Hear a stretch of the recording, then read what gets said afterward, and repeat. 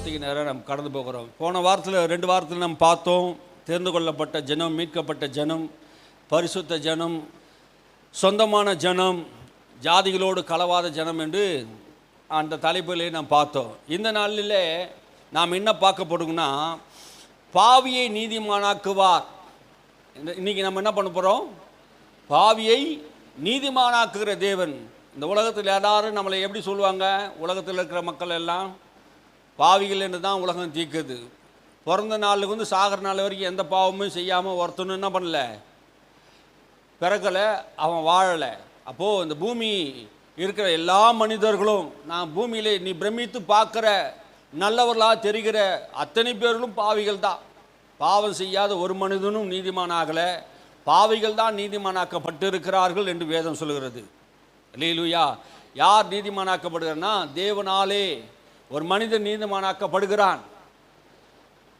யார் உன்னை நியாயம் தீர்க்க? பாவி என்று யார் நியாயம் தீர்க்க முடியும்? ஒரு மனிதன் இன்னொரு மனிதனை நியாயம் தீர்க்க முடியுமா? அவனும் பாவி, நானும் பாவி. யாருன்னா மனுஷன் நியாயம் தீர்க்க முடியுமா? ஆண்டவர் சொல்கிறாரு, உன் கண்ணில் இருக்கிற உத்தரத்தை முதல்ல எடுத்து போடு, அப்புறம் வந்து என்ன பண்ணு, மற்றவங்க கண்ணில் இருக்கிற தூசியை வந்து பாருன்னு சொன்னார். அப்போ நாம் யாரையும் குறித்து நம்ம என்ன பண்ண முடியாது, பாவி என்று தீர்க்க முடியாது. பிரசங்கம் நம்ம பார்க்குறோம், போன வாரம் ஒரு மாதிரி இருக்குது, இந்த ஒரு மாதிரி இருக்குது அப்படின்னு நம்ம நினைக்கிறோம்ல. பிரசங்கம்னா என்ன தெரியுமா? அது ஒரு தொடர்ச்சி. ஆமென். அந்த தொடர்ச்சி நாம் கேட்கணும். நாம் பாவிகளாக இருந்தோம், அப்போ பாவிகளாக இருந்த நம்மை இயேசு எப்படி மாற்றியிருக்கிறார் என்பது தெரியணும். அல்லேலூயா. அதுதான் விசுவாச வாழ்க்கை. எப்படி ஆண்டவர் நம்ம பாவிகளாக இருந்த நம்மை பரிசுத்தமாக மாற்றுகிறார், நீதிமானாய் மாற்றுகிறார். நீங்கள் பாவி என்று உலகம் சொல்லுதுங்க. உன் வாழ்க்கையிலே, உன் சிந்தனையிலே, உன் சரீரத்திலே, உன் ஆத்மாவிலே ஏதோ ஒரு வகையில் நீங்கள் பாவம் செய்திருக்கலாம், பாவம் இருந்திருக்கலாம். ஏனென்றால் தாவீது சொல்றாப்பலே, நான் துர்குணத்தில் பிறந்தேன், என் தாய் கர்ப்பத்திலே துர்குணத்திலே என்னை பெற்றெடுத்தான், நான் பாவத்திலே பிறந்தேன்னு சொல்றார். ஒவ்வொரு மனிதன், இந்த உலகத்தில் பிறக்கிற ஒவ்வொரு மனிதனும் பாவத்தில் பிறக்கிறான். ஆதாம் வித்திலிருந்து பிறக்கிற எல்லோரும் ஆதாம் மீறுதல் செய்தபடினாலே அவன் வழியாக பிறந்த எல்லாரும் மீறுதலுக்கு உட்பட்டவர்கள். அவனுடைய ரத்தம் தான் எல்லாருக்குள்ள இருக்குது. பாவத்தின் வல்லமை, பாவத்தின் சாபம் மனித வாழ்க்கை முழுவதும் அழித்து கொண்டு இருக்கிறது. இந்த உலகம் முழுவதையும் பாவத்தினாலே மனிதனை அடைத்து போட்டு விட்டது. பாவம் ஒரு மனிதனுடைய வாழ்க்கையிலே அவன் வாழ்க்கை எழும்பக்கூடாதபடிக்கு, நீதியை தூக்கி பார்க்கக்கூடாது, தேவனை பார்க்கக்கூடாதபடி தேவனுடைய மகிமையும் வல்லமையும் பெற்றிருந்த மனிதன் ஆதாம் இப்போ பாவ செயலை செய்ததினாலே, பாவத்தின் வல்லமையில் ஆட்கொண்டதினாலே தேவ மகிமையும் தேவ பிரசன்னத்தையும் தேவ ஆசீர்வாதத்தை இழந்து, தேவனை விட்டு இழந்து பிரிந்து வாழுகிற வாழ்க்கை 4000 ஆண்டுகளாக இருந்தது.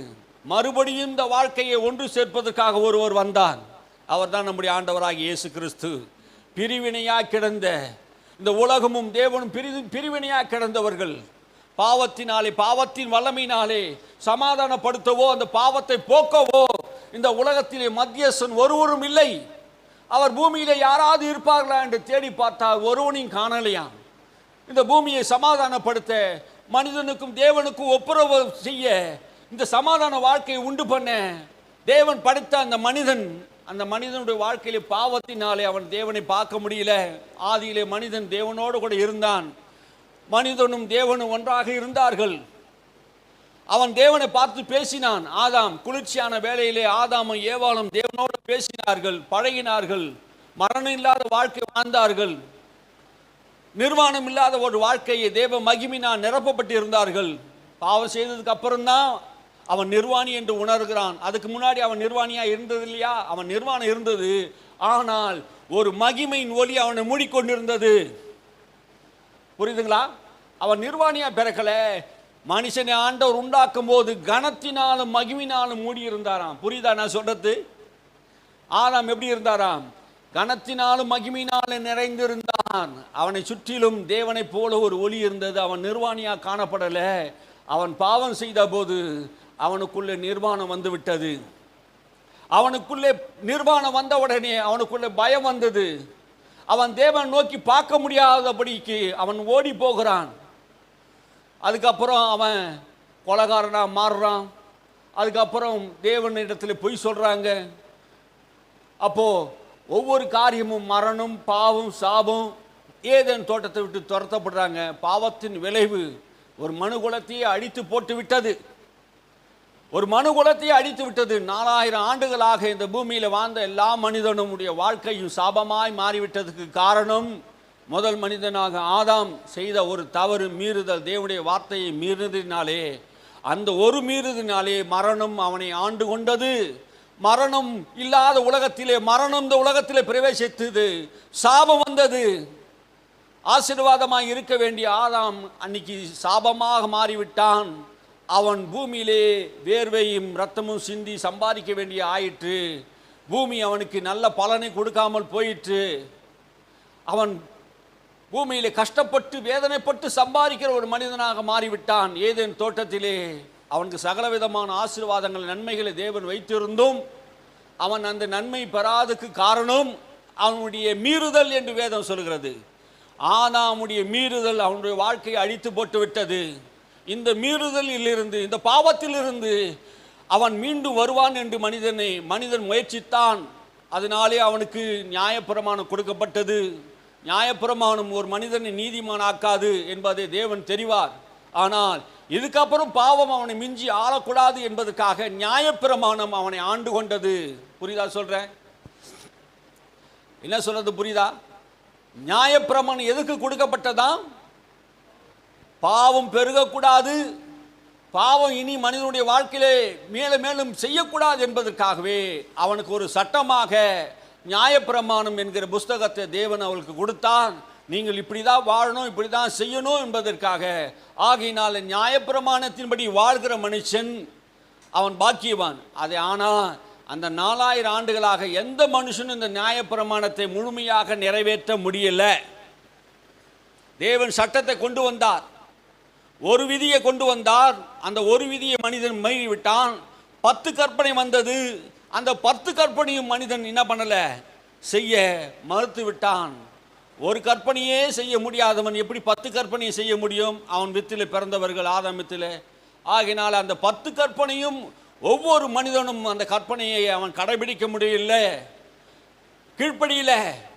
ஆகினாலே அவனுக்குள் பாவம் இருக்கிறதை உணர்ந்தான். ஆகையினாலே பாவம் இருக்கிறதை உணர்ந்த ஒவ்வொரு மனிதனும் என்ன செய்தான்னா, ஒவ்வொரு வருஷமும் தன்னுடைய பாவத்துக்கு தக்கதாக பலிகளை செலுத்துவதற்கு ஒரு ஆட்டையும் மாட்டையும் கடவுள் சமூகத்துக்கு கொண்டு வந்து பலி செலுத்துவான். ஏன் அந்த பலியை செலுத்த சொன்னார்? ரத்தம் சிந்துதல் இல்லாமல் பாவ மன்னிப்பு இல்லை. அப்போ ரத்தம் சிந்தப்பட வேண்டும் என்பது தேவனுடைய தீர்மானமாக இருக்கிறது. ஆகினாலே என்ன அதுக்கு அர்த்தம் என்னன்னா, மனிதன் பாவம் செய்தால் அந்த பாவத்தின் நிமித்தம் குற்றம் செய்யாத ஒரு ஆட்டையோ ஒரு மிருகத்தையோ ஒரு புறாவையோ கடவுள் சமூகத்தில் கொண்டு வந்து அதை பலி செலுத்தினால் அந்த ரத்தம் அங்கு சிந்தப்படும் போது இவனுடைய பாவத்தை எல்லாம் அந்த பாவமறியாத அந்த ஆட்டையும் மாட்டையும் மேல் சார்ந்துவிடும். அப்படி சார்ந்து விட்டால் அவன் குற்றங்கள் பாவங்கள் எல்லாம் மூடப்படும். மன்னிக்கப்படுறதில்ல, மூடப்பட்டது மறுபடியும் என்ன பண்ணலாம், திறக்கலாம். மன்னிக்கப்பட்டது என்பது வேற, மூடப்பட்டது என்று தான் சொல்லப்படுது. பழைய ஏற்பாட்டு காலத்தில் வாழ்ந்த எல்லாருடைய பாவங்கள் மூடப்பட்டது. அப்படின்னா மூடப்பட்டது எப்போ வேணாலும் என்ன பண்ணாங்க, புஸ்தக சுருளில் தட்டி எடுக்கலாம். அப்போது எஃப்ஐஆர் ஃபைல் போட்டாங்க, குற்றவாளி கண்டுபிடிக்கல, அப்போ மூடப்பட்டிருக்கோம். ஒரு நாள் பார்த்துட்டாங்க, கண்டுபிடிச்சிட்டாங்கன்னா என்ன பண்ணுவாங்க, தூசி தட்டி எடுத்து என்ன பண்ணுவாங்க, குற்றவாளிக்கு தண்டனை வாங்கி கொடுத்துருவாங்க. அதுமாரி தான் பழைய ஏற்பாட்டு காலத்தில் இருந்த எல்லா மனுஷனுடைய பாவங்கள் மூடப்பட்டதை தவிர மன்னிக்கப்படலை. ஆகினாலே அவன் பலி செலுத்த வந்தான். ஒவ்வொரு நாளும் அவன் கடவுள் சமூகத்தில் வந்து என்ன பண்ணுவான், பலி செலுத்துவான். அப்படி பலி செலுத்தின போது அவன் அவனுடைய மனசாட்சியிலே தன்னுடைய பாவம் போனது போல அவன் என்ன பண்ணுவான், உணருவான். அவன் பலி செலுத்தின உடனே அவன் என்ன பண்ணுவான், ஆஹா எனக்காக ஒரு ஆடு, எனக்காக ஒரு மாடு, எனக்காக ஒரு புறா பலி செலுத்தப்பட்டது, ரத்தம் சிந்தப்பட்டது, என்னுடைய பாவத்துக்காக அந்த மிருகம் கொல்லப்பட்டதினாலே கடவுள் என்னை தண்டிக்காமல் விட்டுடுவார், அந்த ரத்தம் சிந்தப்பட்டதினாலே கர்த்தர் என்னை மன்னிப்பார் என்கிற நிச்சயத்தோடு மன நிம்மதியோடு அவன் புறப்பட்டு போனான். இதுதான் பழைய ஏற்பாட்டு காலத்திலே தன்னுடைய பாவத்தின் வாழ்க்கையிலே வாழ்ந்து கொண்டிருக்க எல்லா மக்களும் செய்த பிரமாணமாக இருந்தது, கடைபிடித்தார்கள். இதை வைத்து கொண்டு தான் மனுஷன் என்ன பண்ணிட்டான், நான் நீதிமான் என்று நினைச்சு கொண்டான். அந்த ரத்தம் சிந்தப்பட்டதுனாலே அவன் நீதிமான் என்று நினைச்சிட்டான். ஆகினாலே அந்த ரத்தம் சிந்ததினாலே மனிதன் நீதிமானாக மாற்ற முடியவில்லை. நியாயப்பிரமாணத்தை கடைபிடிக்கிறதுனால அவன் நீதிமானா மாறல. ஆனாலும் அவன் உணர்கிறான், மறுபடியும் பாவம் செய்கிறான், மறுபடியும் தன்னை பாவி என்று உணர்கிறான். ஆத்மாவிலே, சரீரத்திலே, கண்களிலே, இருதயத்திலே, வாயிலே, கையிலே எல்லா விதத்திலும் பாவம் செய்து தேவனுக்கு விரோதமாக பாவம் செய்ததினால் மறுபடியும் தன்னை பாவி என்று உணர்கிறான். நான் பாவி, ஆகையினால் எனக்கு இரட்சகர் தேவை என்பது தேட வேண்டும். அல்லேலூயா. ஆகையினால் அவன் எத்தனை பலி செலுத்தினாலும், தன்னுடைய பாவங்களுக்காக எத்தனை ஆட்டை வெட்டினாலும், எத்தனை மாட்டை வெட்டினாலும் தன் பாவம் போனதை அவன் உணரல. மீண்டும் மீண்டும் பலி செலுத்தினான். ஏன் மீண்டும் மீண்டும் பலி செலுத்தினான் என்று வேதம் சொல்கிறதுண்டா, அவன் ஒரு தரம் பலி செலுத்தி அந்த பாவம் போயிருந்தா மறுபடியும் என்ன பண்ணியிருக்க மாட்டான், பலி செலுத்தி இருக்க மாட்டானே. ஒரு தரம் பாவம் செய்துட்டான், பலி செலுத்தினா, பாவம் மன்னிக்கப்பட்டிருந்தா மறுபடியும் அவன் பலி செலுத்துவானா? செலுத்த மாட்டான். அதான் சொல்றாரு, ஒரு தரம் பாவம் செய்து மறுபடியும் பாவம் செய்கிறான். மீண்டும் மீண்டும் மீண்டும் மீண்டும் மனிதன் பாவம் செய்து அந்த பாவத்திலிருந்து ஒரு மனிதனுக்கு விடுதலையே கிடைக்கல. இந்த பாவத்திலிருந்து ஒரு மனிதனை விடுதலையாக்க வேண்டும் என்றால் இரட்சகர் இயேசு வர வேண்டும். அல்லேலூயா. இந்த உலகத்தில் இயேசு இந்த உலகத்தில் வந்தாதான் பாவத்தின் வல்லமையிலிருந்து, அக்கிரமத்தின் வல்லமையிலிருந்து ஒரு மனிதனை மீட்க வேண்டும் என்றால் அவர் ரத்தம் சிந்தப்பட வேண்டும். ஆட்டுடைய ரத்தமோ மாட்டுடைய ரத்தமோ ஒரு மனிதனை மீட்பு உண்டாக்காது. அது மனிதனுடைய ஆத்மாவிலும் சரீரத்திலும் பாவத்திலிருந்து நிவர்த்தி செய்யாது. இயேசு கிறிஸ்து ரத்தமே சகல பாவத்தையும் கழுவி நம்மை சுத்திகரித்து நம்மை நீதிமானாக்களுடைய ரத்தமாக இருக்கிறது. அல்லேலூயா. ஆட்டுடைய ரத்தத்தினாலும் மாட்டுடைய ரத்தத்தினாலும் உன்னை மீட்காமல் இயேசு கிறிஸ்துடைய வெளியேறு பெற்ற ரத்தத்தினாலே உன் பாவங்களை கழுவி சுத்திகரித்திருக்கிறார். ஒரு ஆடோ ஒரு மாடோ, லட்சக்கணக்கான மாடோ லட்சக்கணக்கான ஆடோ உன் பாவத்தை தீர்க்கல. இயேசு உனக்காக ரத்தம் சிந்தினதினாலே தேவ பிள்ளையே, இந்த உலகம் முழுவதும் இருக்க எல்லா மனுஷருக்கும் ஆண்டவர் சொல்லுகிற வார்த்தை, பிதாவாகிய தேவன் தம்முடைய சொந்த குமாரனை இந்த உலகத்துக்கு அனுப்பினார். அவரையே பாவ பரிகாரியாக, பாவத்தை போக்கும் மாம்சத்திலே அவரை ஜீவனை கொடுக்கும்படியாக அவர் அனுப்பினார். அல்லேலூயா. அவர் இல்லாமல் இந்த உலகத்துக்கு மீட்பில்லை. அவர் இல்லாமல் இந்த உலகத்துக்கு ரட்சிப்பில்லை. நீ எவ்வளவு காலம்தான் நீ வாழ்ந்து கொண்டிருந்தாலும் இந்த உலகத்திலே அவரை நீ ஏற்றுக்கொள்ளாமல், அவரை நீ விசுவாசிக்காமல் உனக்கு ரட்சிப்பில்லை. உன் பாவத்தை போக்க ஒரு தேவன் உண்டு. அந்த தேவன் உலகத்திலே வந்தார். அந்த இயேசு இந்த உலகத்திலே மெய்யாகவே இந்த உலகத்திற்கு ஒளியாக வந்தார்.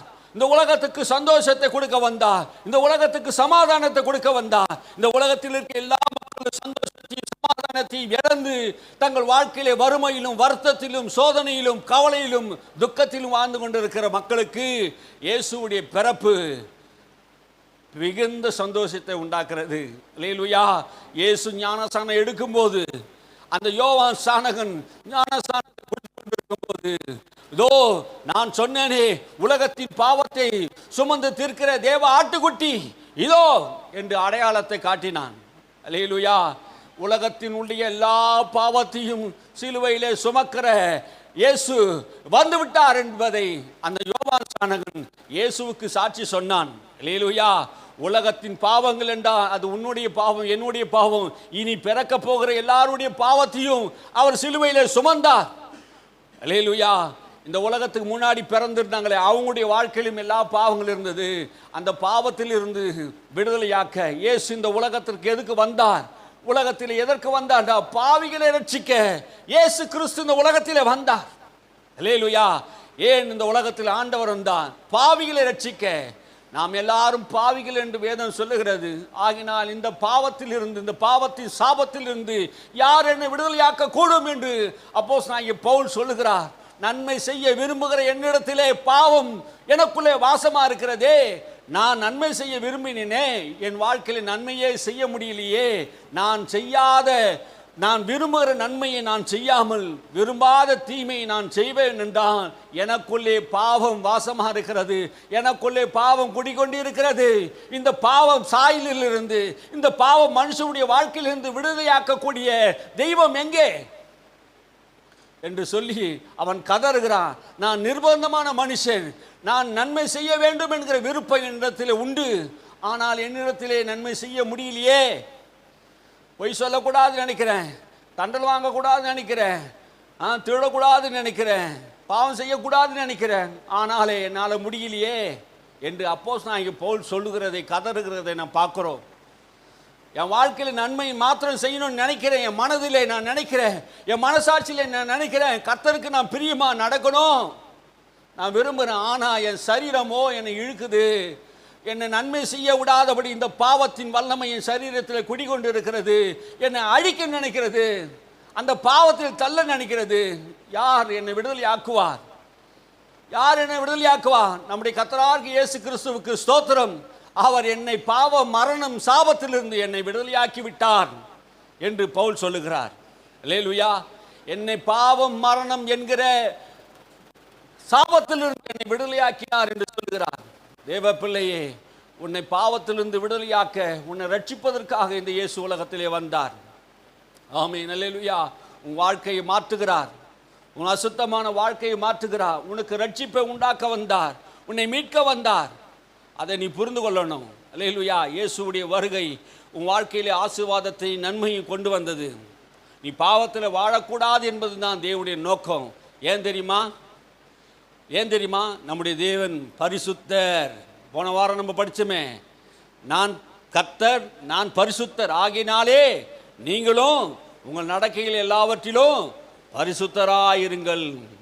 ஆகையில அதனால வேதம் சொல்லுகிறது, உங்களை அசுத்தத்திற்காக ஆண்டவர் அழைக்கலையாம், பாவம் செய்வதற்காக நம்மை ஆண்டவர் அழைக்கல. எதற்கு அழைத்திருக்கிறாரா?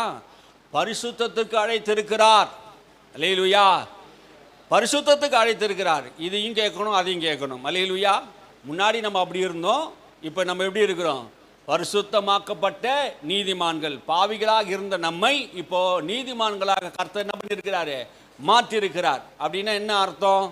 நம்முடைய குற்றங்களை, நம்முடைய பாவங்களை அவரே ஏற்றுக்கொண்டு நமக்கு பதிலாக அவரே என்ன பண்ணுறாரு? நாம் அடைய வேண்டிய தண்டனை முழுசையும் இயேசு கிறிஸ்து ஒருவர் எல்லா தண்டனையும் அடைந்து விட்டார். இப்போ இயேசுவை நாம் விசுவாசிக்கிறது மூலமாக, அவரை நம்புகிறது மூலமாக இப்போ நாம் நீதிமானாக்கப்பட்டிருக்கிறோம். அல்லேலூயா. பாருங்க, உங்களை கஷ்டப்படுத்த விரும்பல, அவரே நான் கஷ்டப்பட்டேன், உனக்காக நானே சாபம் ஆயிட்டேன், நான் உனக்காக சிலுவையில் மரித்து விட்டேன், உன்னுடைய நோய்கள், வியாதிகள், சாபத்தை, தரித்திரத்தை நானே ஏற்றுக்கொண்டேன். நீ செய்ய வேண்டியது என்னன்னா, விசுவாசி. யாரை விசுவாசிக்கணும்? உனக்காக சிலுவையில் மரித்த இயேசுவை நீ என்ன பண்ணணும்? விசுவாசித்தா போதும். விசுவாசித்தால் நீதிமான் பிழைப்பான் என்று எழுதியிருக்கிறதே, எழுதியிருக்கிறேன்னு சொல்லிக்குத, நீ விசுவாசிக்கணும். இதுதான் உங்களுக்கு ஆண்டவர் சொல்கிற காரியம். அல்லேலூயா. ஆண்டவர் உங்களோடு கூட பேசுகிற காரியம்னா விசுவாசிக்க வேண்டும். ஒரு பாவியை எப்படி நீதிமான் ஆக்குறார் என்பது தான் நான் இப்போ இன்றைக்கி படிக்க போகிற சப்ஜெக்ட். அல்லேலூயா. இதுக்கு முகவரி தான் நான் இப்போ பேசியிருக்கிறேன். இனிமேல் தான் நம்ம சப்ஜெக்டை நம்ம ஆரம்பிக்க போகிறோம். என்ன அப்படின்னா, ரோமர் புஸ்தகம் 3ஆம் அதிகாரம் 23ஆம் வசனம் வேதம் சொல்லுகிறது. ரோமர் புஸ்தகம் 3ஆம் அதிகாரம் 23ஆம் வசனம் சொல்லுகிறது, எல்லோரும் பாவம் செய்து தேவ மகிமையை அற்றவர்களாகி. எல்லாரும் பாவம் செய்து தேவ மகிமை அற்றவர்களாகி. வேதம் என்ன சொல்லுகிறது என்று அப்போஸ்தலனாகிய பவுல் சொல்றார். வேதம் தெளிவாய் சொல்லுகிறது, எல்லோரும் பாவம் செய்து தேவ மகிமையை அற்றவர்களாகி. அப்போ இந்த பூமியிலே ஒரு மனிதனும் பாவம் செய்யவில்லை என்று ஒருவனும் சொல்ல முடியாது. ஏனென்றால் எனக்குள்ளே பாவம் இல்லை என்கிற ஒரு மனிதனும் சொல்ல முடியாது. இந்த உலகத்தில் பிறந்த எல்லா மனிதனும் பாவத்திலே பிறந்தான், பாவத்திலே வாழ்ந்தான். ஆகினால் வேதம் சொல்லுகிறது, எல்லாரும் பாவம் செய்து மகிமை அற்றவளாகினார்கள். கடவுள் கொடுத்த அந்த மகிமையை அன்னைக்கு ஆதாம் இழந்து போயிருந்தான். அந்த இழந்து போனதை தேடவும் ரட்சிக்கவுமே இயேசு இந்த உலகத்திலே வந்தார். அல்லேலூயா. இழந்து போனதை தேட. எதையெல்லாம் மனிதன் இழந்தான், எதையெல்லாம் மனிதனுடைய வாழ்க்கையிலே இழப்பாய் இருக்கிறது என்பதை கவனித்து பார்த்தால், அவன் ஆள வேண்டிய இந்த பூமியை அவன் இழந்தான், அவன் பெற்றுக்கொள்ள வேண்டிய நித்திய ஜீவனை அவன் இழந்தான், அவன் பெற வேண்டிய ஜீவ கனியை அவன் இழந்தான், தேவ சமூகத்தை இழந்தான், தேவனை இழந்தான். எதையெல்லாம் பெற்றுக்கொண்டான்? மரணத்தை பெற்றுக்கொண்டான், பாவத்தை பெற்றுக்கொண்டான், பயத்தை பெற்றுக்கொண்டான், சாபத்தை பெற்றுக்கொண்டான், எல்லாவற்றையும் அவன் பெற்றுக்கொண்டான். அந்த மகிமை இழந்ததினாலே. மகிமை இழந்தால் பாவம் வருகிறது, மகிமை இழந்தால் பயம் வருகிறது, மகிமை இழந்தால் கொலை செய்கிறான், மகிமை இழந்தான் அவன் பொல்லாத மனிதனாக மாறிவிடுகிறான். ஆகினால் இந்த உலகத்தில் எல்லா மனிதரும் பாவம் செய்து தேவ மகிமை அற்றவளாகி ஒரு மனிதனும் இந்த பூமியிலே நீதிமான் இல்லை. அப்போ இந்த பூமியில் இருக்க எல்லா மனுஷனும் பாவி என்று வேதம் சொல்லுது. அல்லேலூயா. நம்ம சொல்லலை, வேதம் என்ன சொல்லுது? எல்லா மனிதர்களும் பாவிகள் தான். அப்போ இந்த பாவிகள் எப்படி தேவ நீதிமான் ஆக்கினார் என்பது தான் இங்கே நம்ம பார்க்குறோம். அதுதான் 24 வசனம் சொல்லுகிறது. இலவசமாய் அவருடைய கிருபையினாலே கிறிஸ்து இயேசுவுள்ள மீட்பை கொண்டு நீதிமானாக்கப்படுகிறீர்கள். அல்லேலூயா. இப்போ என்ன வசனம் புரியுதா உங்களுக்கு? இலவசமாய் இந்த ரட்சிப்பை தேவன் எப்படி தருகிறார், உன்னை நீதிமானா எப்படி மாற்றுகிறார் என்றால், இவருடைய கிருபையினாலே கிறிஸ்துவில் உள்ள மீட்பை கொண்டு உன்னை நீதிமானாக மாற்றியிருக்கிறாராம். மீட்பை கொண்டு. இந்த வசனத்தை இப்படி படிச்சுட்டா புரிஞ்சிடாது. அதுக்கு தான் சபைக்கு வரணும். சபையில் என்ன பண்ணுவாங்க, உங்களுக்கு இந்த வசனத்தை நல்லா போதிப்பாங்க. ஆவியானவர் உங்களுக்கு நல்லா சொல்லி கொடுப்பாரு. அல்லேலூயா. இலவசமாய் இந்த ரட்சிப்பை எங்கேயும் போய் எவ்வளவு காசு கொடுத்தாலும் கிடைக்காதுங்க. கோடி, இந்த உலகத்தில் எல்லாம் கோடி போய் கொடுத்தாலும் இந்த ரட்சிப்பு கிடைக்காது. இலவசமாய் கர்த்தர் தருகிற ஒரு ரட்சிப்பு அவருடைய கிருபையினாலே கிறிஸ்துவில் உள்ள மீட்பை கொண்டு நம்மை நீதிமானாக்கினார்.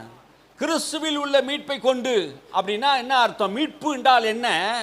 ஏதோ ஒரு பொருள் அடமானம் வைக்கப்பட்டதையும் அதை அடைக்க முடியாமல் வட்டிக்கு மேல் வட்டி போட்டு அதை மீட்கப்படாமல் இருக்கிறதை நாம் பார்க்கிறோம். இந்த உலகத்திலே மீட்பு என்றால் என்ன? ஒரு பொருள் என்ன பண்ணோம், நம்ம தேவைக்காக அடமானப்பட்டு வைத்திருவோம். அதை மீட்க வேண்டும் என்றால் அதுக்கு விலையும் கொடுக்கணும், அந்த விலையும் கொடுக்கணும். அதுக்கு மேலே எத்தனை வருஷம் ஆச்சோ அத்தனை வருஷத்துக்கு வட்டி போட்டு கொடுத்தாதான் மீட்பு உண்டாகும். ஆகையினால்தான் இயேசு என்ன பண்ணாரு? தன்னையே விலைக்கரையமாய் கொடுத்தார். அல்லேலூயா. கோதுமை மணியானது நிலத்தில் விழுந்து சாகாவிட்டால் அது பலன் தராது என்று வேதம் சொல்லுகிறது. நம்முடைய ஆண்டவராகிய இயேசு கோதுமை மணி போல நமக்காக இந்த பூமியிலே மண்ணிலே வந்து இந்த உலகத்திலே மனித அவதாரம் எடுத்து தேவனுடைய மகிமையிலே வாசம் பண்ணினவர், உன்னதத்திலே வாசம் பண்ணினவர், பிதாவோடு இருந்தவர், ஆவியானவர் கூட இருந்தவர், பரலோகத்தின் மகிமையாக இருந்தவர், வானத்தை பூமியை உண்டாக்கின அந்த தெய்வம் இந்த உலகத்திலே மனித அவதாரம் எடுத்து, கடவுள் இந்த உலகத்திலே மனித அவதாரமாக எடுத்து இந்த பூமியிலே பிறந்தார். அவர் பிறந்து இந்த உலகத்திலே மீட்பை உண்டாக்கினாராம். 30 வருஷம் இந்த பூமியிலே எல்லா மனிதரோடு சகஜமாக வாழ்ந்து 30வது வயதிலே அவர் ஞானஸ்தானம் பெற்று இந்த உலகத்திற்கு மீட்பராக இரட்சகராக அவரை வெளிப்படுத்தினார். மத்தியு சொல்றாரு, இனி இதுவரைக்கும் தெரியாத அந்த இயேசுவை வேத வாக்கியத்தின்படி இவர் குணமாக்கினார், வேத வாக்கியத்தின்படி இவர் மரிக்கிறார், வேத வாக்கியம் சொல்லுகிறபடி இவர் சிலுவையில் தாகமாக இருந்தார் என்று, வேத வாக்கியம் சொல்லுகிறபடி இவர் ஸ்திரீயின் வித்தா இருக்கிறார் என்று பவுல் சொல்லுகிறார். பாருங்க, வேத வாக்கியத்தின்படி என்று சொல்லுகிறார். இந்த இயேசு வேத வாக்கியத்தின்படி இந்த உலகத்திலே வந்தார். இவர் எப்படி உலகத்தை மீட்பார், இந்த உலகத்தை எப்படி ரட்சிப்பார் என்று ஏசாயா தீர்க்கதரிசி 800 ஆண்டுகளுக்கு முன்பாக இயேசு பிறக்கிறதுக்கு முன்பாடே ஒரு மீட்பை குறித்து இவர் பேசியிருந்தார். மேசியா இந்த உலகத்தில் வருவார், இயேசு என்கிற மேசியா இந்த உலகத்தில் வருவார், அவர் சிலுவையிலே பாடுபடுவார், அவர் சிலுவையிலே ரத்தம் சிந்துவார், அவர் நம்முடைய அக்கிரமங்களை எல்லாம் நம்முடைய பாவங்களை எல்லாம் அவர் சிலுவையிலே சுமப்பார். நாம் என்ன நினைப்போம் என்று ஏசாயா சொல்றாரு, நாமோ அவர் தேவனால் அடிக்கப்பட்டு வாதிக்கப்பட்டு தண்டிக்கப்பட்டார் என்று எண்ணினோம் அப்படின்னு அவர் பார்த்தார். நம்ம எப்படி பார்த்தோமா, இயேசு ஏதோ தப்பு செய்துட்டாரு, இயேசு ஏதோ தண்டிக்கப்பட்டாரு, ஏதோ செய்யாத குற்றத்தை செய்துட்டார் என்பதற்காக அவர் தண்டிக்கப்பட்டார் என்று அன்னைக்கு இருந்த யூதர்கள்லாம் என்ன பண்ணாங்க, இயேசுவை பார்த்தாங்க. அவர் நம்முடைய மீறுதலுக்காக, நம்முடைய காயங்களுக்காக, நம்முடைய அக்கிரமங்களுக்காக அவர் தண்டிக்கப்பட்டாராம். அல்லேலூயா.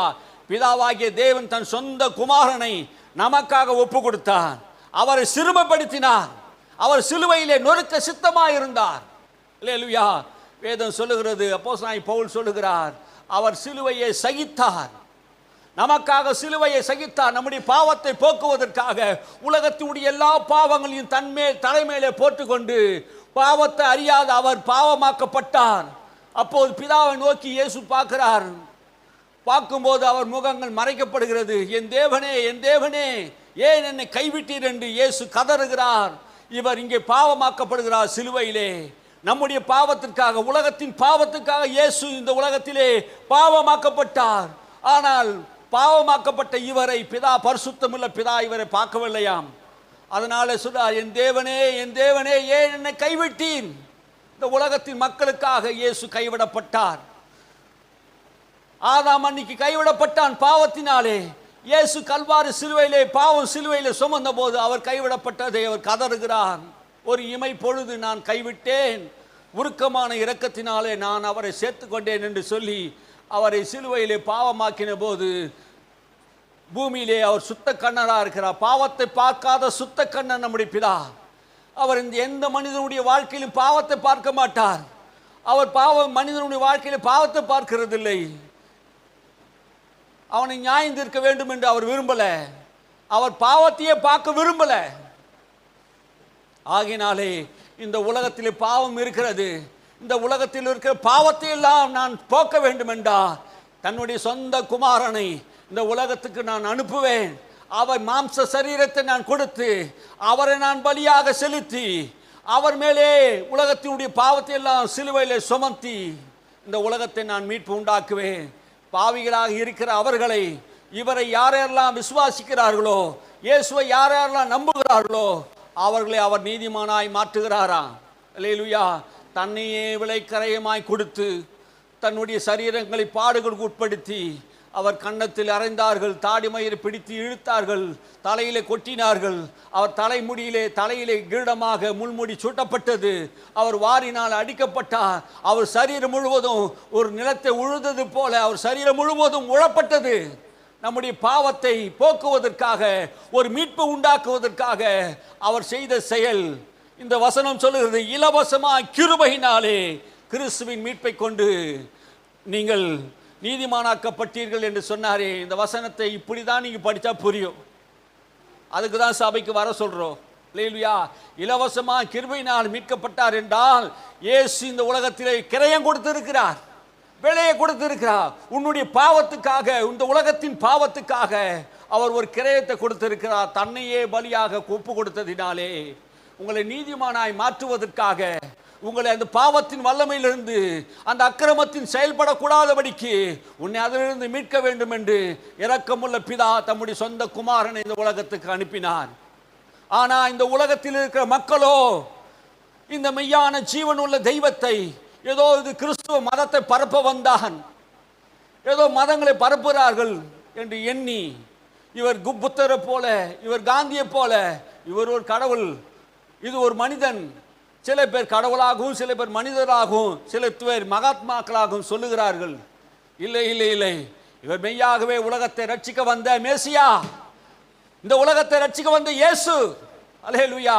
இதை கேட்கிற பிள்ளையே, இந்த வசனத்தை கேட்கிற எல்லாருக்கும் ஆண்டவர் சொல்றா, உன்னை மீட்பதற்காக, உன்னை ரட்சிப்பதற்காக பரலோகத்திலிருந்து பிதாவினால் அனுப்பப்பட்ட தேவகுமாரன் இவரை நீ விசுவாசிக்க விட்டால் உனக்கு நியாய தீர்ப்பு உண்டு, உன் பாவத்துக்கு தண்டனை உண்டு. இவரை விசுவாசித்தா உனக்கு ரட்சிப்பு உண்டு. அல்லேலூயா. வேதம் சொல்லுகிறது, இயேசுவை விசுவாசிக்காதவனுக்கு இந்த பூமியிலே ஆக்கினி தீர்ப்பு தீர்க்கப்பட்டது என்று சொல்றார். அல்லேலூயா. இந்த உலகத்திலே மனுஷனை ஆக்கினி தீர்ப்புக்குள்ளாக ஏற்கனவே தீர்க்கப்பட்டிருக்கிறான். இந்த மெய்யான இயேசுவை நீ ஏற்றுக்கொள்ளாவிட்டால், உன் பாவங்களில் இருந்து உன்னை விடுதலையாக்க இந்த மெய்யான இயேசுவை நீ அறியாவிட்டால் நீ பாவத்திலே சாவாய், உன் பாவங்கள் மன்னிக்கப்படாமல் சாவாய். ஆனா உன் பாவத்திலிருந்து ஒரு மீட்பு உண்டாக்குற ஒரு தெய்வம் உனக்காக மரித்திருக்கிறாரே. இந்த பூமியில வாழ்வதற்கு முன்பாக அவரை நீ அறிந்து கொள்ள வேண்டும். அவருடைய மீட்பு உனக்கு இலவசமாக கொடுக்கிறார். நீ எந்த கரையத்தையும் கொடுக்க தேவையில்ல, எந்த விலையும் கொடுக்க தேவையில்ல. அவரை நீ விசுவாசித்தா போதும், அவரால் நீ நீதிமானாக்கப்படுவ, அவரால் உனக்கு மீட்பு உண்டாகும். உன் வாழ்க்கையில் எவ்வளவு பாவம் உன்னை சுற்றி இருந்தாலும், உன் வாழ்க்கையில் செவ்வேன் என்று இருந்தால் அந்த பாவத்தை ஆண்டவர் உனக்கு மன்னித்து, இவர் பாவத்தை மாத்திரம் மன்னிக்கிறவர் அல்ல, உனக்கு நித்திய ஜீவனை வாக்கு பண்ணி இருக்கிறார். அல்லேலூயா. அவர் நித்திய ஜீவனை வாக்கு பண்ணி இருக்கிறார். இந்த உலகத்தில் இயேசு ஒளியாய் வந்தார், வெளிச்சமாய் வந்தார், யூதருக்குள்ளே மனிதனாய் வந்து நன்மை செய்தார். பட்டணங்களிலே கிராமங்களிலே சுற்றி திரிந்தார். சகல நோய்களையும் சகல வியாதிகளையும் எல்லா மனுஷருக்கும் சுகமாக்கி அற்புதங்களை செய்தார். எல்லா மனிதனுக்கும் சுகத்தை கொடுத்து அற்புதங்களை கொடுத்து நன்மை செய்த வந்த அந்த இயேசுவை அந்த யூதர்கள் பொறாமையினாலே அவரை பிடித்து சிலுவையிலே அறைந்தார்கள். ஒரு குற்றமும் செய்யாத, ஒரு பாவமும் செய்யாத நம்முடைய ஆண்டவராகிய இயேசு கிறிஸ்துவை நம்முடைய பாவங்களுக்காக அவர் ஒப்பு கொடுத்ததை அவர் அறியாமல் அவரை சிலுவையிலே கொண்டார்கள். அவர் நமக்காக பிதாவை நோக்கி கதறினார். அவர் ரத்தம் இல்லாமல் இந்த பூமியிலே பாவம் மன்னிப்பு இல்லை என்று வேதம் முழுவதும் சொல்லுகிறது. கெஜுர்வேத, சாமவேதம், அதர்மன வேதங்கள், பகவத்கீதைகள், எல்லா வேதங்களும் சொல்லுகிறது ரத்தம் சிந்துதல் இல்லாமல் பாவ மன்னிப்பு இல்லை. ஆகினால் இயேசு சொன்னார், வேதங்களை என்ன குறித்து எழுதியிருக்கிறது அதை ஆராய்ந்து பாருங்கள் என்று சொன்னார். எல்லா வேதங்களிலும் இயேசு இருக்கிறார். அல்லேலூயா. நீ இன்னைக்கு சமஸ்கிருதத்தை வாசித்தாலும் அதிலேயும் இயேசு இருக்கிறார். ஓம் கன்னி புத்திராய நமக அப்படின்னா கன்னி வயிற்றிலே பிறந்தவரை உம்மை நமஸ்கரிக்கிறோம். ஓ விருட்சகா நமகன்னா விருட்சத்திலே மரத்திலே தூக்கி கொலை செய்யப்பட்டவரே உம்மை நமஸ்கரிக்கிறோம் என்று சொல்லுகிறார். ஓம் பிரம்மபுத்திராய நமகன்னா பரலோகத்தின் தேவனுடைய பிள்ளையா இருக்கிறவரே உம்மை நமஸ்கரிக்கிறோம் என்று சொல்லுகிறார். அல்லேலூயா. எல்லா வேதங்களையும் சொல்லுகிறது. எல்லா வேதங்களையும் ஆராய்ந்து பார்க்கணும். இயேசு கிறிஸ்து கடவுள் என்று, ரட்சகர் என்று எல்லா வேதங்களையும் சொல்லுகிறது. அல்லேலூயா. இந்துக்கள் வேதங்களையும் சொல்லுகிறது ஒன்றே குலம் ஒருவனே தேவன் என்று சொன்னார். அவர் ஒருவர் தான் தேவன் என்று வேதம் சொல்லுகிறது. திருவள்ளுவர் சொல்லுகிறார், அகர முகர எழுத்தெல்லாம் ஆதி பகவன் முகத்தே உலகு என்று சொல்லுகிறார். அகரமும் முதலும் ஆரம்பமும் முதலும் அவரே கடவுளா இருக்கிறார். அவர் ஆதியும் அந்தவுமா இருக்கிறார் என்று வேதம் சொல்லுகிறது. அல்லேலூயா. எல்லாம் வேதங்களிலும் தேவன் கடவுள் என்று சொல்றார். அகத்திய சித்தர் சிவனடியார் சொல்லுகிறார், ஒருவனும் அவர் அந்த வேதத்தில் சொல்லுகிறது. என்ன சொல்கிறார்? பூமி ஒரு நொடி பகுதி வகுத்து மண்ணில் குணமான மனிதர்கள் படைத்த பின்பு குவைத்து தான் உதித்து சன்னியாசி போல் இருந்து தவத்தை காட்டி அகழ்ந்தளம் சென்றவரை அண்டிக் கொள்வாயாக அப்படின்னு சொல்றாரு. உலகத்திற்கு ஒளியா இருக்கிறவரை நீ வணங்கு, பூமியை ஒரு நொடி பகுத்தவரை நீ வணங்கு என்று சொல்லுகிறார். எல்லா வேதங்களையும் சொல்லுகிறது. குரான் வேதங்களையும் சொல்லுகிறது. எல்லா வேதத்தையும் சொல்லுகிறது. ஆகினாலே வேதம் சொல்லுகிறதை நான் கவனிக்கணும். ஆமே. எல்லா ஜனங்களுக்கும், எல்லா மதம் இனத்துக்கு மக்களுக்கும் இயேசு ஒருவர் ஆண்டவராக இருக்கிறார். அல்லேலூயா. இவர் இந்த மக்களுக்கு தான் கடவுள், அந்த மக்களுக்கு தான் கடவுள் இல்லை. நீ இந்த பூமியில மனிதனாய் பிறந்த எல்லா மனுஷனுக்கும் அவர் தேவனா இருக்கிறார். அவர் தான் இந்த சூரியன் சந்திரனை உண்டாக்கினார், நட்சத்திரங்கள் உண்டாக்கினார். நீ உட்கார்ந்து இருக்கிற இந்த பூமி அவரால் உண்டாக்கப்பட்டது. நீ சுவாசிக்கிற அந்த சுவாசம் தேவனால் உண்டாக்கப்பட்டு இருக்கிறது. அல்லேலூயா. கடவுள் இல்லை என்று சொல்கிறவன் மூடன், முட்டாள் என்று வேதம் சொல்கிறது. முட்டாள்களுக்கு நான் சொல்லுகிறேன், எவ்வளவு பெரிய சூரியனும் சந்திரனை உண்டாக்கிறார். வானங்களை நோக்கி பாருங்கள், தேவனுடைய மகிமை விளங்குகிறது என்று சொல்லுகிறார். நீ வானத்தை நோக்கி பார், தேவன் எவ்வளவு பெரிய வல்லமை உள்ளவர் என்பதை நீ அறிந்து கொள்வாய். கடவுள் இல்லை என்று சொல்கிறாயே, கடவுள் இல்லை என்று சொல்றையே, வானத்தை பார், எவ்வளவு பெரிய சுடர்களை உண்டாக்கி இருக்கிறார். ஒரு மனிதனால் உண்டாக்க முடியுமா? மனிதனே நீ சிந்திக்கணும். மிருகம் குணம் உள்ளவன் இதை அறியான் என்று வேதம் சொல்கிறது. மிருக குணம் உள்ளவன் இதை அறிய மாட்டான். தேவனுடைய மகிமையை அற்பமாய் எண்ணுகிறான், கடவுளை மட்டுப்படுத்துகிறான். கடவுள் படைக்காத, கடவுள் படைச்ச இந்த பூமியிலே பாம்பையும் மாட்டையும் ஆட்டையும் கல்லையும் மண்ணையும் மனுஷன் வணங்கி கொண்டு இருக்கிறான். தனக்கென்று ஒரு கடவுளை உண்டாக்கி கொண்டு இருக்கிறான். நான் சொல்லுகிறது என்ன என்று வேதம் சொல்லுகிறது என்றால், வானத்தை பூமியை உண்டாக்கினவர், சூரியனை சந்திரனை உண்டாக்கினவர், உன் பாவத்தை போக்குவதற்காக அவரே பிரஜாபதியாகவும் கர்மத்தை போக்குற இந்த உலகத்தில் வந்த நீதிபதியாக அவர் வந்தார். இந்த உலகத்திலே அல்லேலூயா. அவர் பிரஜாபதியாக வந்தார். சகல பாவத்திலிருந்து உன்னை விடுதலையாக்கும்படியாக இயேசு இந்த உலகத்தில் வந்திருக்கிறார். ஆகினாலே ஒரு பாவியை நீதிமானாக்கிற தேவன் அவரே. இந்த உலகத்தை அவர் தான் விசாரிக்கிறார். ஆகினாலே இந்த மெய்யான இயேசு கிறிஸ்துவை உன் இரட்சகராக ஆண்டவராக ஏற்றுக்கொண்ட நீ பாக்கியவான். அல்லேலூயா. அவரை நம்புகிற உன்மேல் குற்றம் சுமராது. ஆமே. இயேசுவை நம்புகிற உன்மேல் குற்றம் சுமராது. உன் அக்கிரமத்தை எல்லாம், உன் பாவங்கள் எல்லாம் ஆண்டவர் உனக்கு மன்னித்து இருக்கிறார்.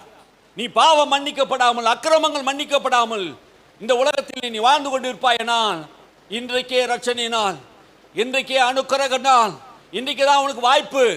நாளை தினத்தை நம்ம இருப்போமோ இல்லையோ தெரியாது. ஒரு மனிதன் இந்த பூமியில பிறக்கிறான், மரிக்கிறான், எப்ப மரிக்கிறான் தெரியாது, மரணம் எப்ப வரும் தெரியாது. இன்னைக்கே இப்போதே ரட்சணை நாள். நீ இயேசு கிறிஸ்து ரத்தத்தினால் கழுவப்படணும், நீ மீட்கப்படணும். நீ மீட்கப்படாமல் உன் திமிராக உன் இளமையிலே உன் திமிரை காட்ட வேண்டாம். ஆமீன். உன் இளமையிலே இன்னைக்கு கடவுள் வேணாம், வயசான காலத்தில் போய் கடவுளை தேடுவேன்னு சொல்லலாம். இன்னைக்கு எத்தனையோ பேர் வாலிப பிள்ளைங்க பைக்கில் போகிறான், அப்பா வாங்கி கொடுத்த பைக்கில் 1 வாரம் தான் ஆச்சு, பிள்ளை ஆக்சிடென்ட் ஆகி செத்து போயிட்டான். 2 லட்ச ரூபா 3 லட்ச ரூபா பைக் வாங்கி கொடுத்தாங்க, ஓட்ட தெரியாமல் ஓட்டி எடுத்துமே ஒரு காரில் விட்டான், ஸ்பாட்லேயே செத்து போயிட்டான். மனிதனுடைய வாழ்க்கை நிலையற்றது. வேதம் சொல்லுகிறது மனுஷனுடைய வாழ்க்கை புல்லுக்கோப்பா இருக்கிறது, அது புகையை போல இருக்கிறது. இன்னைக்கு அந்த புகை எப்படி இருக்குது, கண்ணுக்கு முன்னாடி தோன்றும், ஆனால் எப்படி மறையுதுன்னு தெரியாது. பூ காலையில் பூக்கும், எப்படி உதிர்ந்து சாயந்தரத்துக்குள்ள எப்படி உதிர்றதுன்னு தெரியாது. அது போல மனுஷனுடைய வாழ்க்கை இருக்கிறது. ஆகினாலே உன் பாவத்திலிருந்து ரட்சிப்பதற்காக, உன்னை மீட்பதற்காக இயேசு விலைக்கரையும் கொடுத்திருக்கிறார். இயேசு உன் பாவங்களுக்காக சிலுவையில் மரித்திருக்கிறார். ஆகினாலே இந்த இயேசுவை உன் வாழ்க்கையிலே சொந்த ரட்சகராக ஆண்டவராக நீ ஏற்றுக்கொண்டா உன் வாழ்க்கையில மீட்பு உண்டாகும். இலவசமா கிறிஸ்துவின் மீட்பை கொண்டு நீதிமானாக்கப்பட்டீர்கள். நீங்க நீதிமானாக்கப்பட்டீங்க. யாருமே இந்த உலகத்தில் உன்னை குற்றம் சாட்டுகிறவன் யார்? தேவனே உங்களுக்காய் மரித்தார். உங்கள் நோய்களையும் உங்கள் வியாதிகளையும் உங்கள் சாபங்களையும் அவரே சுமந்து தீர்த்து விட்டார். அவர் உங்களுக்கு பதிலாக, எனக்கு பதிலாக, இந்த உலகத்தில் இருக்க எல்லாருக்கும் பதிலாக அவரையே ஒப்பு கொடுத்து விட்டார் பிதா. இவரை நீ நம்பினால், இவரை விசுவாசித்தால் உனக்கு ரட்சிப்பு உண்டாகும் என்று வேதம் சொல்லுகிறது. வாசிங்க. தேவன் பொறுமையா இருந்த முற்காலத்திலே நடந்த பாவங்களை தாம் பொறுத்து கொண்டதை குறித்து தம்முடைய நீதியை காண்பிக்கும் பொருட்டாகவும் தாம் நீதி உள்ளவரும் இயேசுவிடத்திலே விசுவாசிக்கிறவனை நீதிமானாக்குறவுமாக விளங்கும்படி இக்காலத்திலே நீதியை காண்பிக்க தமது நீதியை காண்பிக்கும் பொருட்டாகவும் என்ன சொல்லுகிறார்? தேவன் முற்காலத்தில் நடந்த பாவத்தை எல்லாவற்றையும் தேவன் பொறுமையாய் காத்து கொண்டிருந்தார். முன்னாடி இயேசு மரிக்கிறதுக்கு முன்னாடி இந்த உலகத்தில் எல்லா பாவத்தையும், மனிதனுடைய வாழ்க்கையில் இருந்த எல்லா பாவத்தையும் அவர் பொறுத்து கொண்டிருந்தார். ஏன் பொறுத்து கொண்டிருந்தார்? மனிதன் இயேசு வர வேண்டும். இயேசு சகல பாவத்தையும் மனிதனுடைய வாழ்க்கையிலிருந்து, அக்கிரமத்திலிருந்து நீக்கி அவனை விடுதலையாக்குவார். ஆகினால் அவர் வருவரைக்கும் அவர் பொறுத்து கொண்டிருந்தார். இனி அவர் பொறுக்க மாட்டார். ஏன் பொறுக்க மாட்டார்? இவரை விசுவாசிக்காமல், இவரை நீ நம்பாமல் உன் வாழ்க்கையில் பாவ மன்னிப்பில்லை. ஆகினால் இனி அவர் பொறுத்து கொள்ள மாட்டார். இது வரைக்கும் பொறுத்து கொண்டா. ஆட்டுடைய ரத்தம், மாட்டுடைய ரத்தத்தினாலே உன் பாவத்தை கழுவி கொண்டிருந்த. இனி அவர் பொறுக்கல. நீ இயேசுவின் ரத்தத்தினால கழுவப்படணும். நீ இயேசு ரத்தத்தினால மீட்கப்பட்டிருக்கணும். ஆகினால் இனி அவர் உங்களுக்காக பொறுத்திருப்பதில்லை. தம்முடைய நீதியை காண்பிக்கும் பொருட்டாகவும் நீதியை காண்பிக்கிறார். எங்க? தம்முடைய குமாரனை சிலுவையிலே அறைந்து அவரை தண்டித்து அவரை பாவமாக்கி தம்முடைய நீதியை இயேசு மேலே செலுத்தினார். உனக்கு வர வேண்டிய தண்டனை, எனக்கு வர வேண்டிய தண்டனை, பாவம் செய்தவர்கள் மேல் வர வேண்டிய அனைத்து தண்டனையும் தம்முடைய நீதியின் தேவன் இயேசு மேலே நீதியாக செலுத்தினார். நாம் நினைத்தோம் அவர் ஏதோ பாவம் செய்து அக்கிரமம் செய்து தண்டிக்கப்பட்டார் என்று. இல்லை இல்லை, இந்த உலகத்தின் பாவத்தை சிலுவையிலே சுமந்ததினாலே அவர் தண்டிக்கப்பட்டார். பிதா அவரை தண்டித்ததினாலே அவர் பொறுமையா இருந்தார். நம்முடைய நீதியை வரும்படிக்கு, நீதி உள்ளவராகும்படி இயேசுவிடத்திலே விசுவாசிக்கிறவனை நீதிமானாக்குறமாக விளங்கும்படி. அப்படின்றா என்ன சொல்றாரு? இயேசுவிடத்திலே விசுவாசிக்கிறவனுக்கு நீதிமானாகும்படிக்கு. அப்படின்னா இயேசு இந்த செயலை எல்லாம் கல்வாரி சிலுவையிலே எனக்காக செய்தார், என் பாவங்களுக்காக தான் இயேசு தண்டிக்கப்பட்டார் என்று யாரெல்லாம் தன் வாயை திறந்து சொல்லுகிறார்களோ அவங்களுக்கு இந்த ரட்சிப்பை நீதியாக இலவசமாக கிருபையா தருகிறார். அல்லேலூயா. யாருக்கும் கிடைக்காத ரட்சிப்பை, நீ எந்த காரியத்தை செய்தாலும் பெற முடியாத ஒரு மீட்பை நம்முடைய ஆண்டவராகிய இயேசு நமக்காக கிரயம் செலுத்தி இருக்கிறார். நீ ஒரு கிரயம் செலுத்தல. நீ எந்த கிரயம் செலுத்தினாலும் நீ தேவனாலே அங்கீகரிக்கப்பட முடியாது. உன்னை தேவன் அங்கீகரிக்க வேண்டும் என்றால் அவருடைய ரத்தத்தினாலே அவருடைய பாவ மன்னிப்பு உனக்கு உண்டாயிருக்க வேண்டும். அல்லேலூயா. அவருடைய ரத்தத்தினால உனக்கு மீட்பு உண்டாகும்படி, நீதிமானாகும்படி, விளங்கும்படி இக்காலத்திலே, இந்த காலத்திலே சபையிலே கேட்கிற வசனத்தை கேட்கிற இக்காலத்திலே விளங்கும்படிக்கு தமது நீதியை காண்பிக்கும் பொருட்டாக தேவன் தம்முடைய நீதியை இந்த உலகத்தில் காண்பிக்கும் பொருட்டாக கிறிஸ்து இயேசுவுடைய ரத்தத்தினால் பற்றும் விசுவாசத்தினாலே பலிக்கும் கிருபாதார பலியாக அவரையே ஏற்படுத்தினார். அல்லேலூயா. இந்த வசனம் சொல்லுகிறது, கிறிஸ்து இயேசுவுடைய ரத்தத்தினாலே பற்றும் விசுவாசத்தினாலே. இயேசுவை கிறிஸ்துவை விசுவாசிக்கிற அவர் ரத்தத்தை பற்றும் விசுவாசத்தினாலே என்ன பண்றாராம்? பலிக்கும் கிருபாதார பலி அவரையே ஏற்படுத்தினார். நீ இனி பலி செலுத்த வேண்டியதல்ல, இயேசு கிறிஸ்துவே உனக்கு கிருபாதார பலியாக தானே முன்வந்து நீ அடைய வேண்டிய தண்டனையை கிருபாதார பலியாக தானே முன்வந்து, நீ வேண்டாம், உனக்கு வேண்டாம், நான் அதை ஏற்றுக்கொள்கிறேன் என்று சொல்லி எல்லா பாவங்களையும் அவரே சுமந்ததினாலே அவரே கிருபாதார பலியாகி அவரை ஏற்படுத்தினார். இப்படி இருக்க அவரே எல்லாவற்றையும் செய்திருக்க, இப்படி சிலுவையில் அவர் மீட்பு உண்டு பண்ணியிருக்க, மேன்மை பாராட்டல் எங்கே? இந்த யூதர் கேட்கிறாரு, இப்படி இருக்குதே, இப்படி சிலுவையிலே இயேசு ரத்தம் சிந்தி ஜீவனை கொடுத்து பாடுபட்டு அவர் அடைந்த மரணத்தினாலே இப்படி ஆண்டவர் நீதியை உண்டாக்கி இருக்கிறதுனாலே இப்படி இருக்க மேன்மை பாராட்டல் எங்கே? நீ எதுக்கு மேன்மை பாராட்டுங்க? நாங்கள் நியாயப்பிரமாணம், நாங்கள் ஆபிரகாமின் குமாரர்கள், நாங்கள் விருத்த சேதனம் பண்ணப்பட்டவர்கள், நாங்கள் கர்த்தரால் தெரிந்து கொள்ளப்பட்டவர் சொல்றீங்களே, மேன்மை பாராட்டல் எங்கே? அது நீக்கப்பட்டதே. இயேசு சிலுவையிலே மரித்ததினாலே அந்த நியாயப்பிரமாணம் ஒன்றுமில்லாமல் போய்விட்டது. அந்த நியாயப்பிரமாணம் சாபங்கள் எல்லாம் இயேசுவோடு முடிவடைந்து விட்டது, நீக்கப்பட்டதே. எந்த பிரமாணத்தினாலே? கிரியா பிரமாணத்தினாலேயா அல்லது விசுவாச பிரமாணத்தினாலேயா? எதனாலே நீங்கள் நீதிமானாக்கப்பட்டீர்கள்? நியாயப்பிரமாணத்தை கடைபிடித்ததினாலே, அந்த 10 கற்பனை கடைபிடித்ததினாலே உங்களை நீதிமான தேவன் மாற்றி விட்டாரா? இல்லையே. கிரியா பிரமாணத்தினால, விசுவாச பிரமாணத்தினாலே உங்களை நீதிமானாக்கினார். என்ன விசுவாச பிரமாணம்? அவர் சிலுவையிலே சிந்தின ரத்தத்தின் மூலமாக பாவ மன்னிப்பு மீட்பு உண்டாக்கினார். அது விசுவாசிக்கிறவனுக்கு அதுதான் விசுவாச பிரமாணம். அல்லேலூயா. அதை இயேசுவை சிலுவையில் சிந்தின அந்த ரத்தத்தை விசுவாசிக்கிறவனுக்கு நீ கிரியை செய்யல, அவரே கிரியை செய்திருக்கிறார். ஆமே, உனக்கு பதிலாக அவர் கிரியை செய்திருக்கிறபடினாலே அவரை விசுவாச பிரமாணத்தினாலே, ஆதலால் மனுஷன் நியாயப்பிரமாணத்தின் கிரியினால் அல்லாமல் விசுவாசத்தினாலே நீதிமானாக்கப்படுகிறான் என்று தீர்க்கிறோம். அல்லேலூயா. மனுஷனை கர்த்தர் என்ன பண்றாரு? நியாயப்பிரமாணத்தினாலே ஒரு மனிதனை ஆண்டவர் நியாயப்பிரமாணத்தினால் நீதிமானாக்கல, விசுவாச பிரமாணத்தினாலே நீதிமானாக்கினார். அந்த விசுவாச பிரமாணம் என்ன? அப்போஸ்தலனாகிய பவுல் சொல்லுகிறார், என்னவென்றால் உன் தேவனாகிய கர்த்தரை அவர் எனக்காக சிலுவையிலே மரித்தார், அடக்கம் பண்ணப்பட்டார், உயிர்த்தெழுந்தார் என்று நீ விசுவாசித்து வாயினால் சொன்னால், அது இருதயத்தை விசுவாசித்தா நீ ரட்சிக்கப்படுவ. அல்லேலூயா. இயேசு எனக்காக தான் சிலுவையில் மரித்தார், என்னுடைய பாவங்களுக்காக சிலுவையில் மரித்தார், அவர் எனக்காக தண்டிக்கப்பட்டார் என்று வாயிலே சொல்லி, அவர் என் ஆண்டவர், என் இரட்சகர் என்று நீ சொல்லி அவரை இரட்சகராக ஆண்டவராக ஏற்றுக்கொண்டால் நீ விசுவாசத்தினாலே நீதிமானாக்கப்படுவார். அல்லேலூயா. வேதம் சொல்லுகிறது, தேவன் யூதருக்கு மாத்திரமா தேவன், புறஜாதிகளுக்கும் தேவன் அல்லவா? ஆம், புறஜாதிகளுக்கும் அவர் தான் தேவன். என்ன சொல்றாரு? அவர் யூதருக்கு மாத்திரமா தேவன் அப்படின்னா என்ன அர்த்தம்? கிறிஸ்துவர்களுக்கு மாத்திரமா அவர் கடவுள்? உலகத்தில் இருக்க எல்லா மக்களுக்கும் தான் கடவுள். பைபிள் அதானே சொல்லுது. அவங்க என்னன்றாங்க? உலகத்தில் இருக்க மக்கள் சொல்றது என்னன்னா, இவங்க கிறிஸ்துவர்களுக்கு கிறிஸ்துவ கடவுள் ஆகினாலே நாங்கள் கிறிஸ்துவ கடவுளுக்கு கோயிலுக்கு நாங்கள் போக மாட்டோம், அவங்களுக்கு அவர் கடவுள், இவங்களுக்கு இவர் கடவுள் அப்படின்ட்டு என்ன பண்ணாங்க? கடவுளை பிரித்து வச்சுக்கிறாங்க. அவர் வேதம் சொல்லுகிறது, அவர் யூதருக்கும் புறஜாதிகளுக்கும் அவர் தான் தேவன். இந்த உலகத்தில் இருக்கிற எல்லா மனிதனுக்கும் ஒரே ஒரு கடவுள் தான், ஒன்றே குலம், ஒருவனே தேவன். திருமூலக்கூத்தர் சொன்னார், நான் சொல்லலை. அவங்களுக்கெல்லாம் புரிஞ்சுது, இந்த உலகத்தில் இருக்கிற மக்களுக்கு புரியல. ஜாதி வெறி, மத வெறி இதெல்லாம் வைத்துக்கின்னு என்ன பண்ணுறாங்க? மக்களை பிரித்து நிற்கிறான். எல்லா மக்களுக்கும் ஒரே கடவுள் தான்.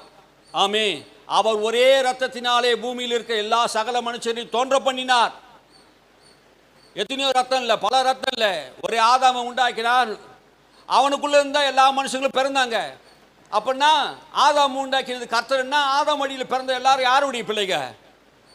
யாருடைய பிள்ளைங்க? கடவுளுடைய பிள்ளைங்க தான். நாங்கள் புறஜாதி பிள்ளைங்க நம்ம நினைக்கிறோம், எல்லாரும் கடவுளுடைய பிள்ளைங்க தான். ஆனால் என்ன பண்ணுறாங்க அவங்க? கடவுளை எனக்கு வேணாம், இயேசு எனக்கு வேணாம், அவர் ஏதோ அவர் கிறிஸ்துவ கடவுள். நான் சொல்கிறது என்ன? சூரியன், சந்திரன், வானத்தை, பூமி எல்லாவற்றையும் படைத்தவர் நம்முடைய ஆண்டவர், அவரை தான் கடவுளாக சொல்கிறோம். அல்லேலூயா. நம்முடைய பாவத்துக்காக சிலுவையில் சுமந்து நம்மளை ரட்சித்தவரை கடவுள் சொல்கிறோம். அல்லேலூயா. கடவுள் என்றால் என்ன? இனத்தை கடந்தவர், ஜாதி கடந்தவர், மதத்தை கடந்தவர், எல்லாவற்றையும் கடந்தவர், மரணத்தை கடந்தவர், எல்லாவற்றையும் கடந்தவர், தாம் உள்ளத்தில் வரும்போது தான் கடவுளாக இருக்கிறார். அல்லேலூயா. எத்தனை பேர் உள்ளத்தில் கடவுள் உள்ளத்தில் குடிகொண்டு இருக்கிறார்? வேதம் சொல்லுகிறது, நீங்களே தேவனுடைய ஆலயமா இருக்கிறீங்க, கிறிஸ்து உங்களுக்குள் வாசமா இருக்கிறார் என்று சொல்கிறார். அல்லேலூயா. ஒரு ரகசியத்தை நாங்கள் உங்களுக்கு அறிவிக்கிறேன் என்று பவுல் சொல்றார். கிறிஸ்துவானவர் மகிமை நம்பிக்கையா உங்களுக்குள் இருப்பதே அந்த ரகசியம். அல்லேலூயா. உங்களுக்கு தெரியுமா ஒரு ரகசியம்? கிறிஸ்து உங்கள் பாவங்களை மன்னித்து உங்கள் அக்கிரமங்களை மன்னித்து பரிசுத்தமுள்ள தேவன் உங்கள் உள்ளத்தில் இருக்கிறார். அவர் இயேசு ஆண்டவர் என்று நீ சொல்றதுனால் அவர் உனக்குள்ள இருக்கிறார். பிதா உங்களுக்குள்ள பார்க்கும்போது, உங்களை பூமியில நோக்கி பார்க்கும்போது எப்படி பார்க்கிறார் தெரியுமா?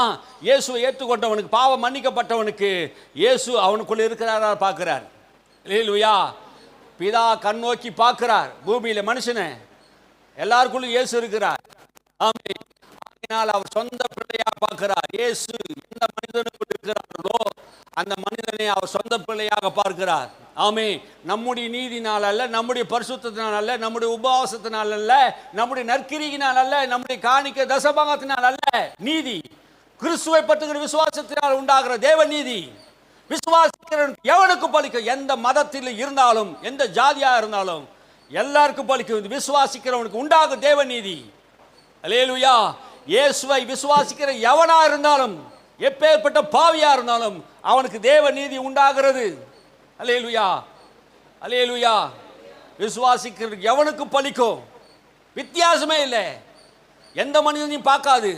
யாரா இருந்தாலும் அந்த விசுவாசத்துக்கு கீழ்ப்படுகிறார்களோ அவனை கர்த்தர் நீதிமானாக்குகிறார். அல்லேலூயா. அன்பு பிள்ளையே, நீ தேவனுடைய பிள்ளையாக மாறணும். அல்லேலூயா. இதுவரைக்கும் உன் வாழ்க்கையில் இயேசு இல்லை என்றா இந்த நாளிலே இயேசுவே என் உள்ளத்தில் வாரும், இயேசுவே என்னை ரட்சியும், இயேசுவே என் வாழ்க்கையில் வந்து என் பாவத்தை மாற்றும் நீ கேட்டீங்கன்னா, நீங்கள் இங்கே வந்து கூட கேட்க தேவையில்ல, உன் உள்ளத்திலே கேட்கலாம். அல்லேலூயா.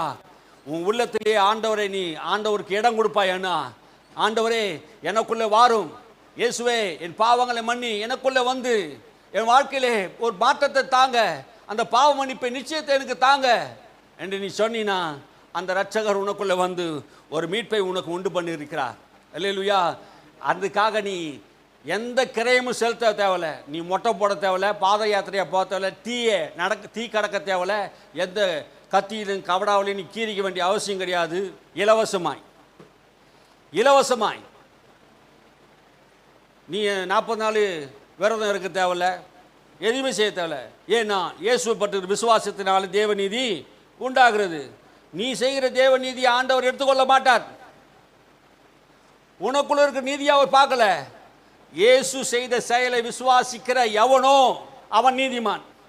அல்லேலூயா. இதுதாங்க வேதம் சொல்லுகிறது. எல்லோரும் பாவம் செய்து தேவ மகிமையை அற்றவர்கள். அப்படின்னா இந்த உலகத்தில் பிறந்த எல்லாரும் பாவிகள் தான். ஆனால் எப்போ நீதிமானாக்கப்படுறாங்க? இயேசுவை பற்றுகிற விசுவாசத்தினாலே, அவருடைய மீட்பின் செயலை நம்புகிறதினாலே, சிலுவையிலே உண்டாக்கின அந்த ரட்சிப்பை ஒரு மனிதன் அறிந்து, இவர்தான் என் ஆண்டவர், இவர்தான் என் ரட்சகர், இவர்தான் என் மேசியா, இவர்தான் என் கடவுள் என்பதை அறிந்து உணர்ந்து தன் மனதார ஆண்டவரே ரட்சகரே என்று சொல்லுகிறவனுக்கு இந்த ரட்சிப்பு இலவசமாக இருக்கிறது. அல்லேலூயா. அல்லேலூயா. கர்த்தர் நம்மை ஆசீர்வதிப்பாராக. அப்படியானால் விசுவாசத்தினாலே நியாயப்பிரமாணத்தை அவமாக்குறோமோ? அப்படி அல்ல, நியாயப்பிரமாணத்தை நிலைநிறுத்துகிறோம் அப்படின்னு சொல்லி முடிக்கிறார். அப்போ விசுவாசத்தினாலே நாம் நியாயப்பிரமாணத்தை நிலைநிறுத்துகிறோம். இந்த நியாயப்பிரமாணம் யார் என்று கேட்டால் இயேசு கிறிஸ்துவா இருக்கிறார். அல்லேலூயா. இந்த நியாயப்பிரமாணம் இயேசு கிறிஸ்து. அந்த கடைசி விசுவாச பிரமாணம் யார் தெரியுமா? இயேசு தான். ஆமே. அன்னைக்கு ஒரே ஒரு விதியை வைத்திருந்தார் பிதா, என்னன்னா அந்த கனியை புசிக்கக்கூடாதுண்டு. இப்போ இயேசுவை ஒரு பிரமாணமாக நமக்கு வைத்துட்டார். இவர் விசுவாசித்தால் பிழைப்பார். அன்னைக்கு சாகவே சாவேன்னு சொன்னார். இவர் விசுவாசித்தா நீ பிழைப்ப.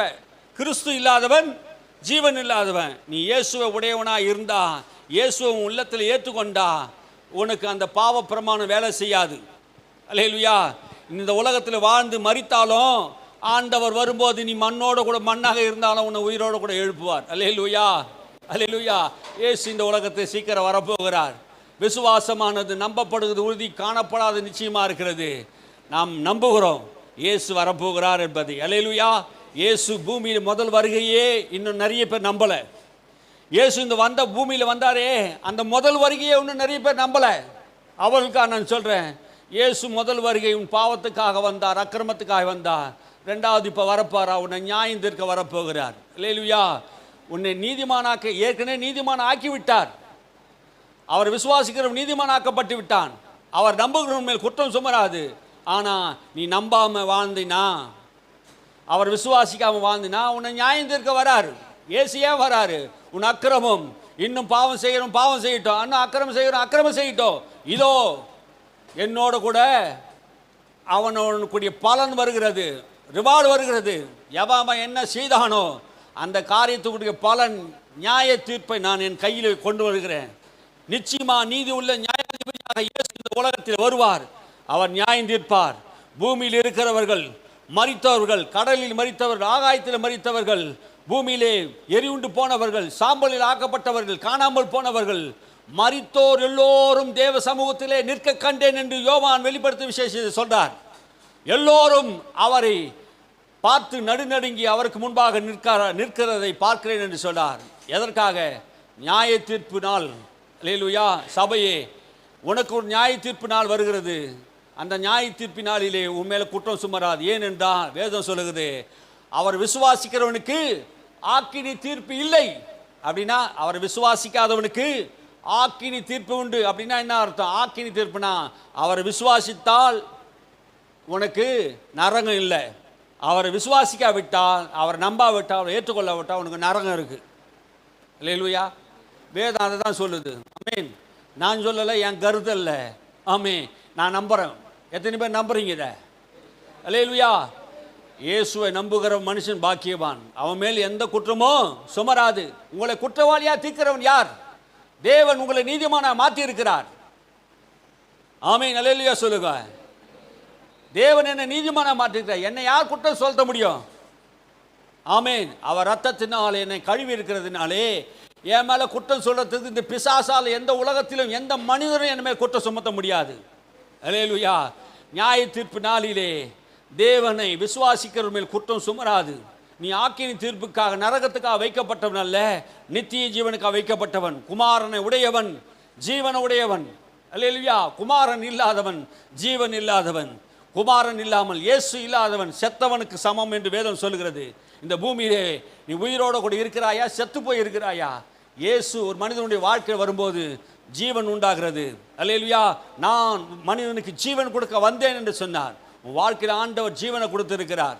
அந்த ஜீவன் உனக்குள்ளே பரிபூர்ணப்படும். ஆமென். அல்லேலூயா. எல்லாரும் எழுந்திருப்போம்.